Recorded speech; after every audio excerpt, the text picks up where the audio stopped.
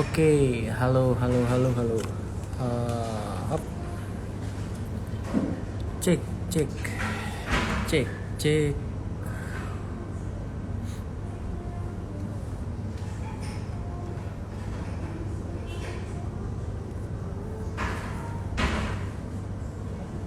Halo pagi semua, pagi. Ya.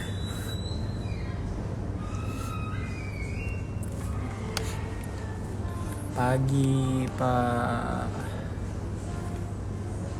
Pak Jufandi.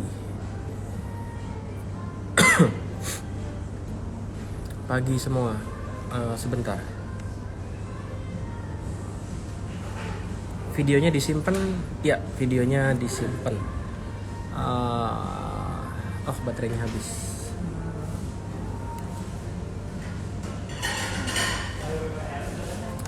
Pagi. Thank you. Suara saya kedengeran gak ya? Boleh dibantu suaranya kedengeran tidak? Suaranya kedengeran tidak, boleh dibantu.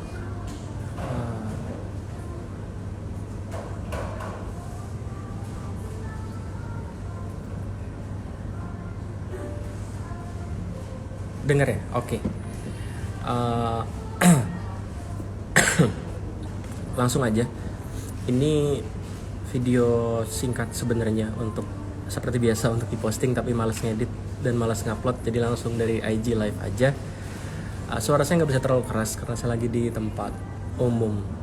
Pertama-tama saya mengucapkan selamat menunaikan ibadah puasa dulu untuk yang merayakan. Semoga diberi kekuatan, diberi kesabaran, diberi ketahanan yang lebih di bulan puasa ini. Seperti itu. Oke, langsung aja kita ke main topiknya. Kenapa bandar nggak senang retail cut loss gitu kan? Nah, sebenarnya bandar nggak senang retail cut loss itu ada beberapa kondisinya. Kondisi yang pertama atau kondisi yang paling penting adalah ketika bandarnya, target goal bandarnya itu mau jualan. Nah, ini biasanya terjadi di saham-saham IPO. Di saham-saham IPO. Kenapa terjadi di saham-saham IPO? Nanti saya bahas. Saya langsung aja deh. Kenapa ini terjadi di saham-saham IPO? Pertama, kalau retailnya, contoh ya. Misalkan bandar disuruh sama emiten jualan, oke, lu harus jualan net sale 100.000 lot ya. Oke, 100.000 lot.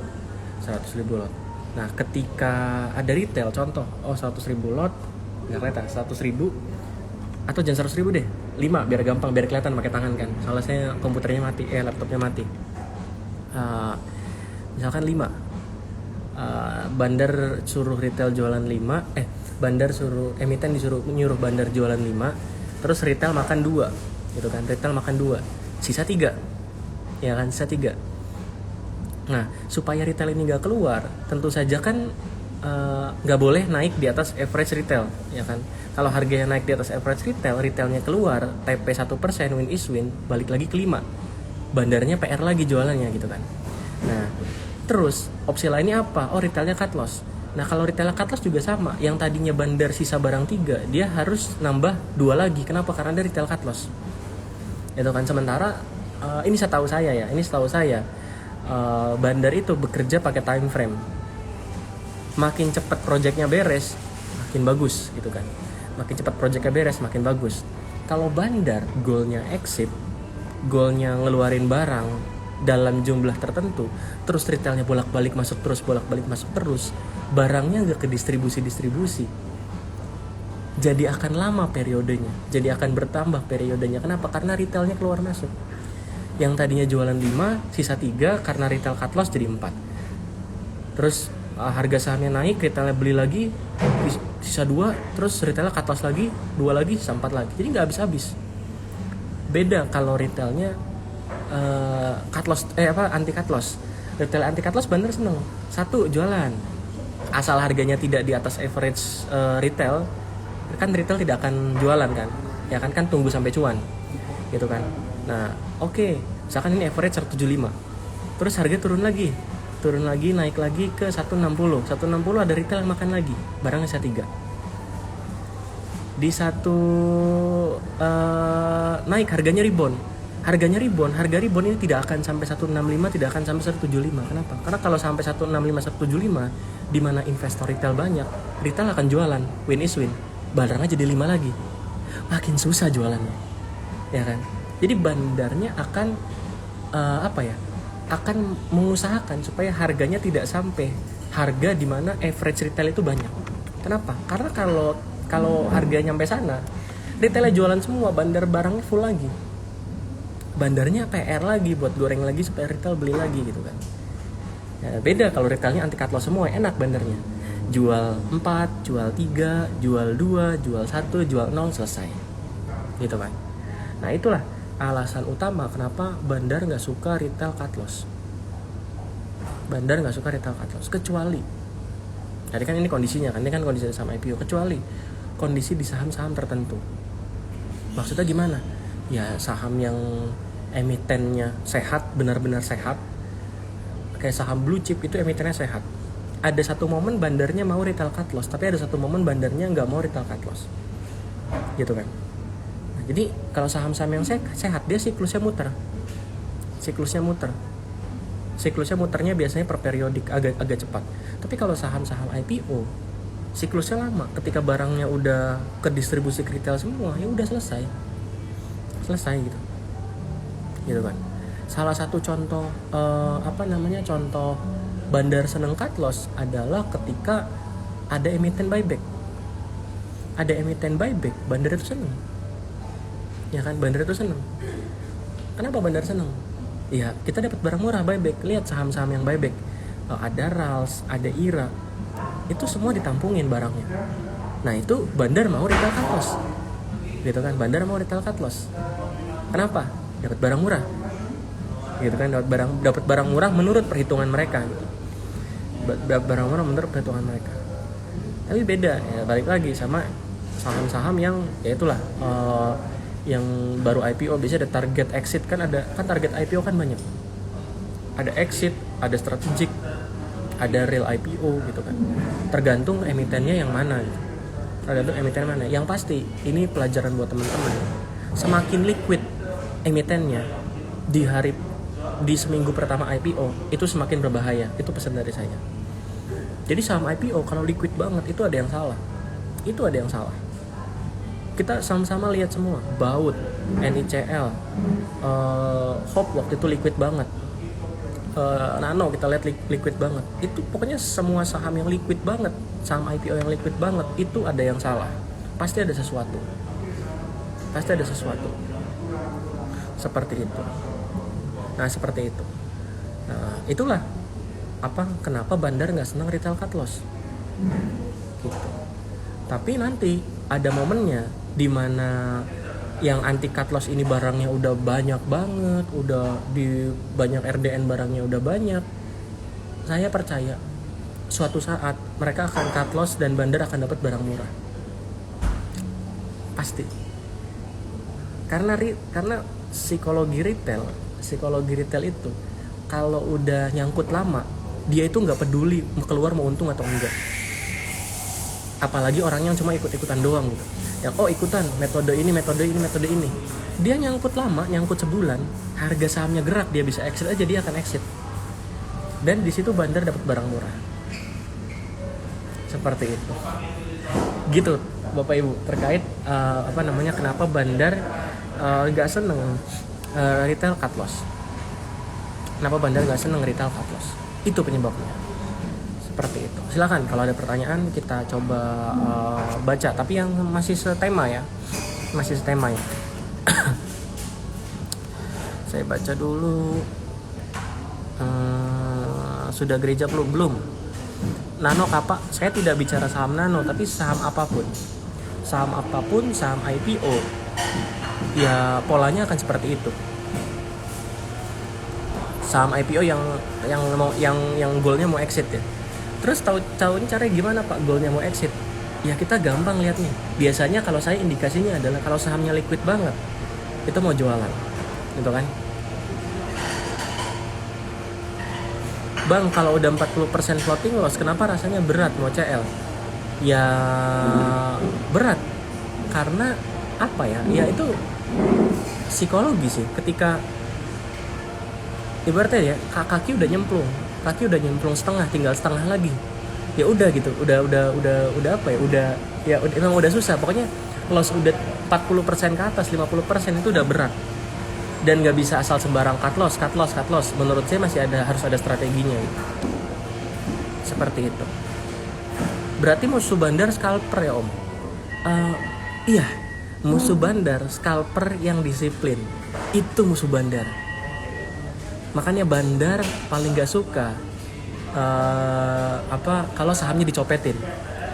Beli cut loss, beli misalkan turun berapa persen cut loss, itu bandar males, karena mereka harus keluar cost buat nampung cut lossan mereka. Bandar harus keluar biaya, ya kan? Itu yang bandar males. Makanya beberapa bandar ada yang membenci rombongan Mas Bekti. Kenapa? Karena mereka kan disiplin sama cut lossnya, ya kan? Mereka disiplin sama cut lossnya. Nah seperti itu. Jadi itulah penyebabnya. Barangnya sering dicopetin, ya cost bandarnya makin gede. Seperti itu. Retail cut loss ngejualnya ke sesama retail atau ke bandarnya, tergantung. Ini bisa ke sesama retail yang masang bid, atau bisa ke bandarnya lagi. Kalau dalam hal barang bandarnya masih banyak, biasanya bandar akan berani pasang bid. Kenapa? Karena yang guyur masih sedikit.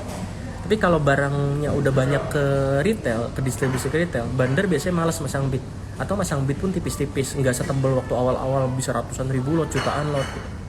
Kayak gitu. Kenapa? Karena barang udah di retail semua. Kalau kena guyur, mereka dapat barang lagi. Seperti itu. Di save nggak? Di save. Biasanya saham IPO bisa show setelah berapa kuartal. Nah ini yang penting. Jadi saham IPO itu umumnya 8 bulan pertama itu barang-barang yang ditawarin yang beredar. Tapi setelah 8 bulan itu barang pengendali bisa mereka konversi untuk dilistingin untuk mereka jualan. Contohnya adalah CBMF, saham CBMF itu pengendalinya mulai konversi sahamnya supaya bisa dijual, supaya bisa ditransaksiin di bursa gitu kan. Dan kemarin saya diskusi sama Fadilon, ini kenapa CBMF? Fadilon bilang, terus aku bilang ya kemungkinan ini pemain besar yang lagi main saham CBMF itu tahu kalau pengendali mau konversi, kalau dia nggak guyur sekarang dia akan diguyur pengendali, jadi lebih baik dia guyur dulu sampai habis, baru pengendali masuk gitu kan, baru pengendali listing. Seperti itu. Jadi nggak heran kalau CBMF distribusinya gila-gilaan. Kenapa? Ya mungkin udah tahu ada pengendali mau masuk, daripada gua diguyur pengendali atau rebutan guyur, lebih baik gua guyur duluan, gitu kan? Kayak gitu. Tapi ini mengacu ke fase distribusi bandar. Kebalikannya dengan fase akumulasi bandar yang justru senang retail cut loss. Iya, tadi kan saya bilang ini conditional. Ini hanya berlaku retail bandar nggak senang retail cut loss itu kalau sahamnya mau exit. Ya kan, beda kalau emitennya yang emiten blue chip, emiten second liner yang bisnisnya udah jalan, udah muter kayak IRA, RALS dan lain-lain, enggak. Itu mereka seneng retailnya cut loss kalau lagi buyback gitu kan. Jadi ada momen-momen tertentu. Tapi kalau saham IPO, ya project awalnya exit ya exit gitu. Seperti itu.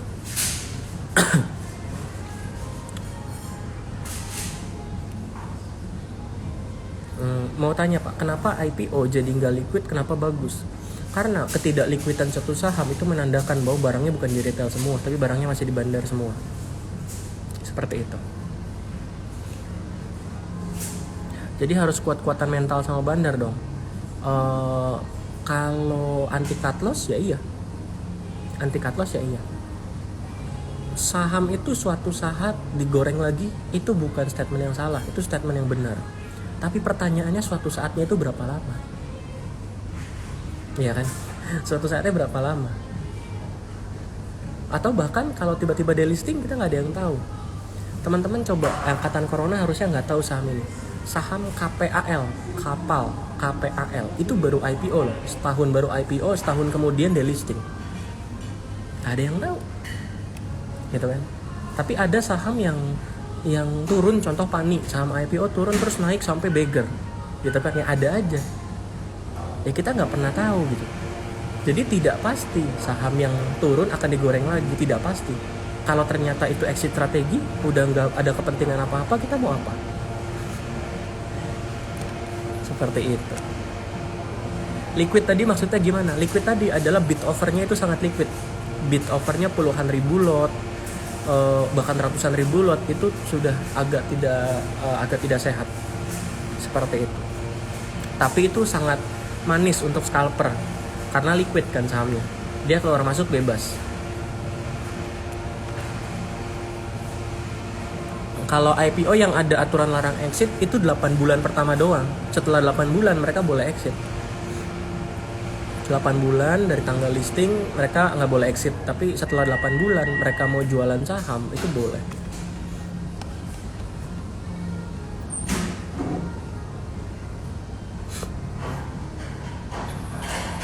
Kenapa IPO ada yang beberapa hari di bawah longsor dan beberapa hari di bawah arah kayak ADMR? Ini banyak faktornya sebenarnya. Ini yang saya selalu bilang, saham IPO yang arah-arah terus berkali-kali 3 hari berturut-turut itu bukan saham IPO yang bagus. Menurut saya saham IPO yang bagus adalah saham IPO yang hari pertamanya nggak arah tapi naik pelan-pelan. Itu saham IPO yang bagus. Tapi itu aturan secara general, secara umum. Tapi ada beberapa case yang orang di belakangnya, bukan orang tapi uang di belakangnya kuat, ya akan naik terus-terusan. Contohnya kita sama-sama bisa lihat ADMR gitu kan. ADMR kenapa bagus? Orang di belakangnya siapa? Ya kan. Terus UVCR kenapa sempat bagus Pak? Arah terus sampai 400 gitu. Tahu nggak di belakang UVCR siapa orangnya? Gitu kan. Nah, kayak gitu. Apakah emiten yang baru IPO bandarnya itu underwriternya? Bisa dibilang iya, karena dia yang mendistribusikan saham, ya kan? Dia yang mendistribusikan saham kemana ya terserah dia. Seperti itu. Liquid udah ya tadi, masalah liquid ya. Masalah liquid tuh masalah bid overnya kalau saya lihat. Bid overnya liquid, bid overnya diisi semua, ada isinya semua, isinya gede-gede itu.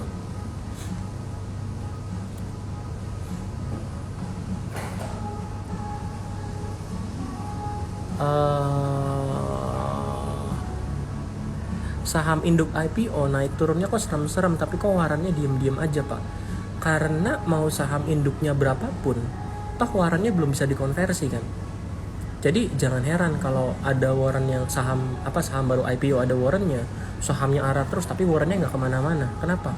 Karena mau bapak ibu beli warannya hari itu pun nggak bisa langsung ditebus. Gitu. Harganya akan bergerak inline sama-sama barang-barang ketika udah masuk masa tebus, seperti itu. Contohnya Lucy Warren induknya gerak, anaknya gerak. Indo Warren, Indonya gerak, Warrennya ikut gerak gitu, seperti itu. Selamat ulang tahun, makasih Pak, makasih.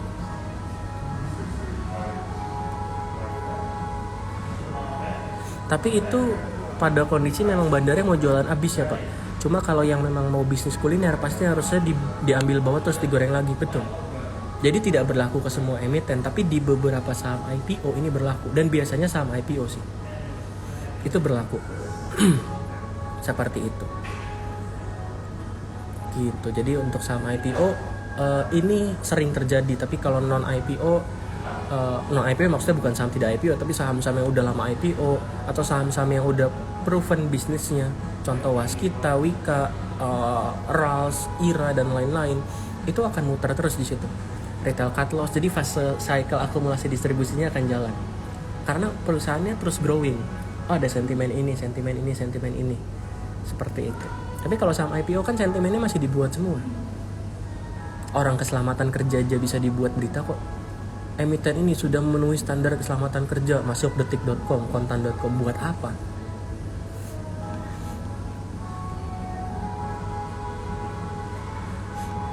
Gitu.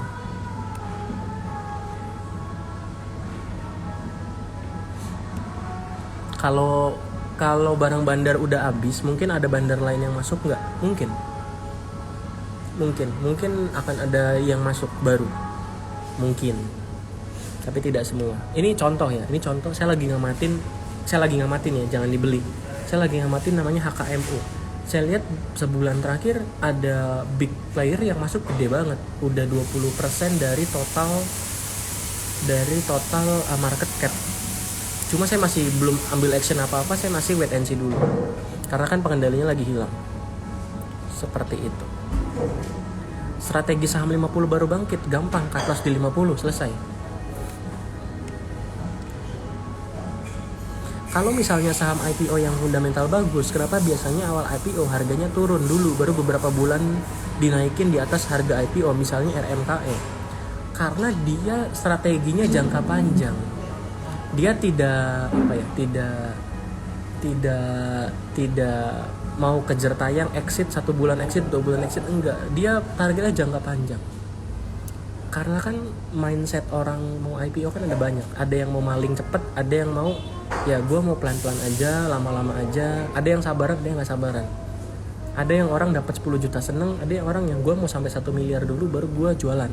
Ada yang kayak gitu. Gitu kan. Kemarin saya ketemu salah satu owner calon emiten mau IPO. Kita ngobrol panjang banget, dia bilang, "Pak, saya sih gak mau exit. Saya sih gak mau jualan. Bahkan saya kasih retail harga barang murah," katanya.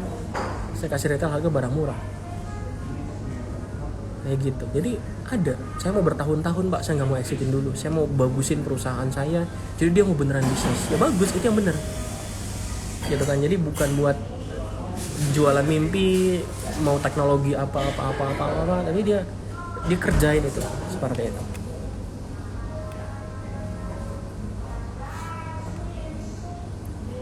Bang, bukannya bandar suka cut loss karena semakin banyak barang di pasar dan bisa dimainkan lagi sama bandar. Kalau tidak cut loss ketersediaan barang terbatas. Enggak. Masalahnya kan yang dimainin adalah seperti ini. Contoh, ada 5 barang. Barang pertama harga 175. Retailnya anti cut loss. Oke, berarti bandar nggak punya lawan jualannya nggak ada, karena harga 175 sekarang harga 160, yang 175 ini nggak akan cut loss, ya kan? Berarti mereka bisa jualan yang 4 lagi dia jualan di average 160. Selama harganya nggak naik di atas 160 175, retail nggak akan cut loss, bandarnya bisa jualan lagi dan seterusnya, kayak gitu. Jadi pola pikirnya berbeda.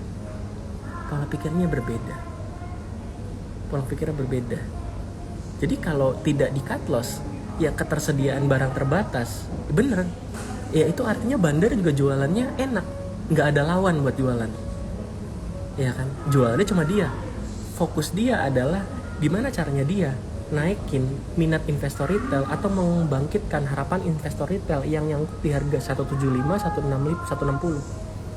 Dengan gimana caranya? Dengan cara volatility harganya dinaikin, dinari-nariin, gitu kan? Seperti itu.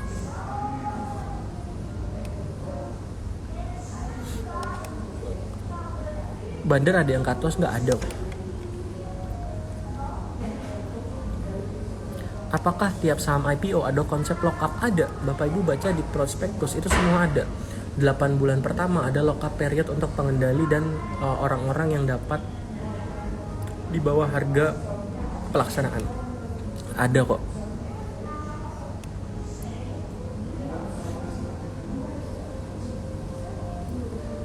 Cara scalping Pak Frans. Kalau cara scalping jangan ke saya, ke Pak Bekti. Anda itu kalau nanya scalping jangan ke saya. Kan tanya sama yang kompeten. Kalau tanya bandarmologi boleh tanya ke saya. Tapi kalau tanya scalping harus gimana, tanya ke Pak Bekti. Cuma yang saya tahu kalau scalping harus disiplin. Dan saya kadang tidak disiplin. Disiplin itu susah di market. Teaser aplikasi dong. Aplikasinya masih verifikasi Play Store aja.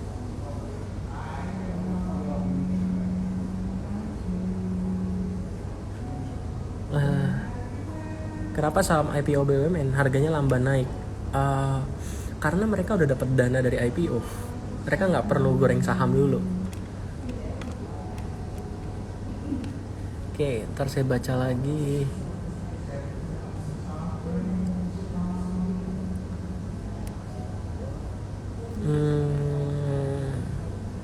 Kalau mau ARB, Rita cut loss di setiap harga harus dimakan bandarnya ya Pak?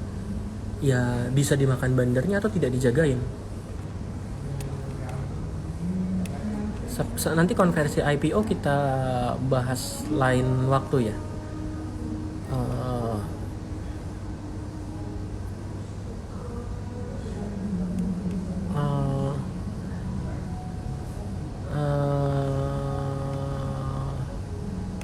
Aku baca pertanyaan yang sesuai ya, maksudnya yang masih inline sama topik ya.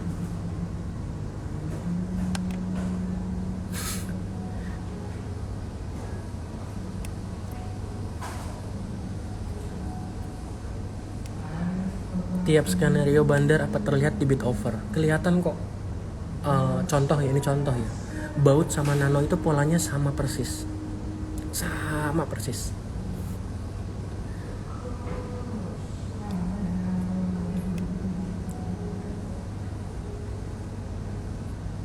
Apakah bandar berbadan hukum? Tentu saja tidak.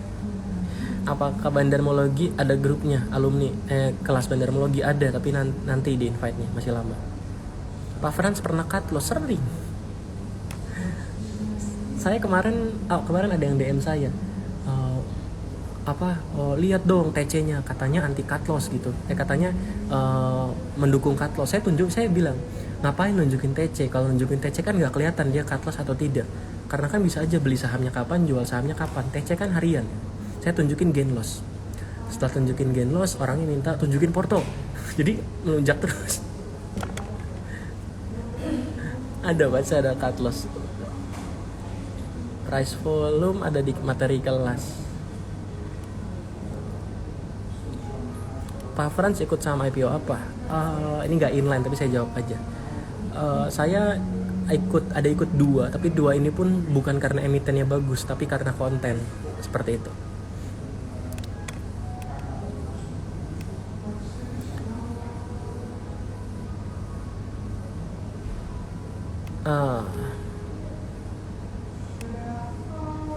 MG buka lagi. MG ada kok, ada opening account, DM saya aja.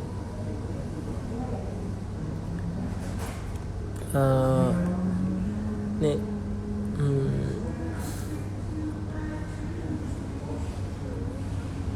Ini ada pertanyaan bagus dari Pak Carlo.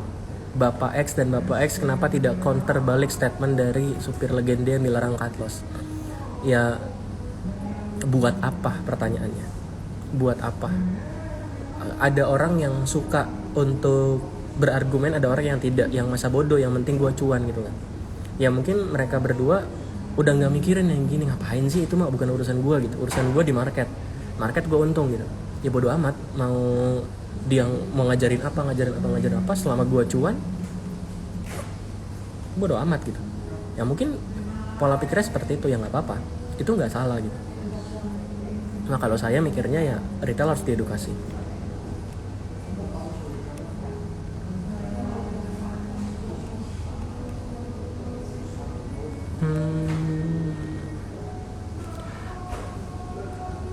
Cut loss tetap berdasar teknikal atau BDM? Teknikal. Bandarmologi tidak bisa menentukan cut loss. Seperti itu. Oke. Pertanyaannya sudah semua. Pertanyaannya sudah semua ya. Mungkin saya tutup sampai di sini biar videonya nggak terlalu kepanjangan. Thank you semuanya. Selamat pagi, selamat berakhir pekan, dan selamat menjalankan ibadah puasa ya buat teman-teman yang merayakan. Selamat menunaikan ibadah puasa dan sampai ketemu di di episode selanjutnya. Thank you semuanya.